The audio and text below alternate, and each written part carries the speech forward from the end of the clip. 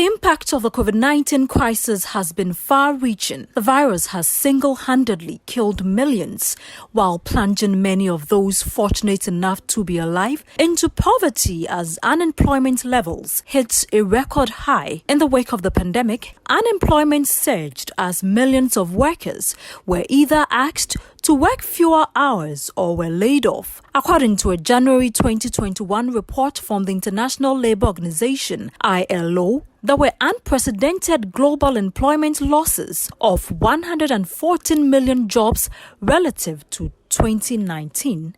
It further stated that unemployment losses were 5% higher for women than for men and over 8% more for young workers than for older workers. A survey conducted by the Ghana Statistical Service indicates that about 770,000 workers, representing over 25% of the total workforce, had their wages reduced. About 42,000 employees were laid off during the country's COVID-19 partial lockdown. The pandemic also led to a reduction in working hours for close to 700,000 workers. Ohenewa Francisca is one of such unfortunate workers, and she shares her story. Before COVID, I was teaching at a private school at Medina, and when announcement came that we had to stay home, that means school should be, I stayed home. But we went for a staff meeting, thinking this would last for just about 2 weeks, only for a lockdown to be declared. And after lockdown, when restrictions were being put in place, schools were made to still close down. From that time, we were never paid.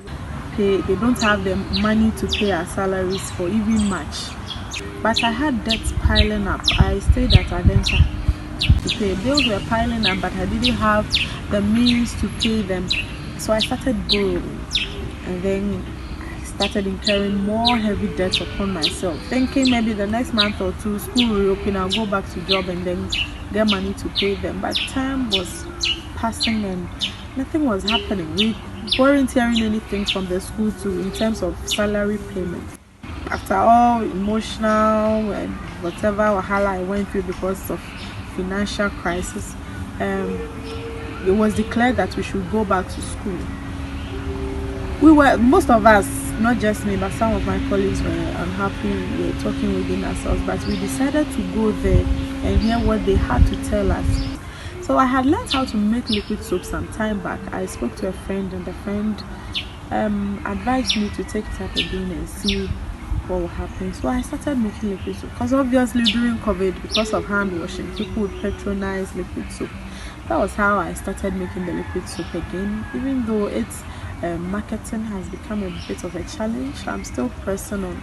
Yadom Wachiamponsa is a labor consultant, and he opines that a lot of company heads rushed in deciding to lay off workers. It wasn't something that anybody planned or budgeted for. So it surprised a lot of employers and industry. And so some inexperienced, managers took very, on the spur of the moment decisions which affected their work eventually. But it could have been managed better if we had taken a step back and then evaluated the occurrences before taking the decisions. But some of the areas which were badly hit, like the transport sector and the hospitality sector, the domestic work sector, they panicked and committed a few errors here and there. Decided to let the employees go home. Some just unilaterally said that, look, we'll pay you half salary until this period or whatever, without knowing when the half salary was going to end. See, I think what should have happened would have been a better engagement between the role players, the stakeholders, the workers, and their employers. And so this is the situation. How do we go about it so that both parties would have contributed in determining how to move forward? If that had happened, a lot of companies would have performed better than they did. As the world commemorates Workers' Day today, President of NAGWAT, Angel Kabono, is asking government to do more to improve the living standards of the Ghanaian worker. Unfortunately for us, from January till now, we have noticed and we have felt price increases of general goods and services in this country. And in my statement, I have given some examples.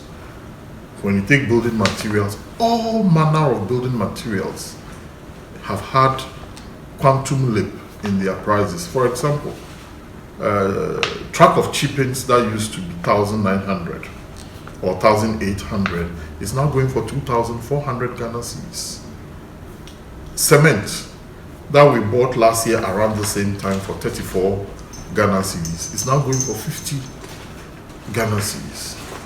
In fact, iron rods and all general goods and items have gone up.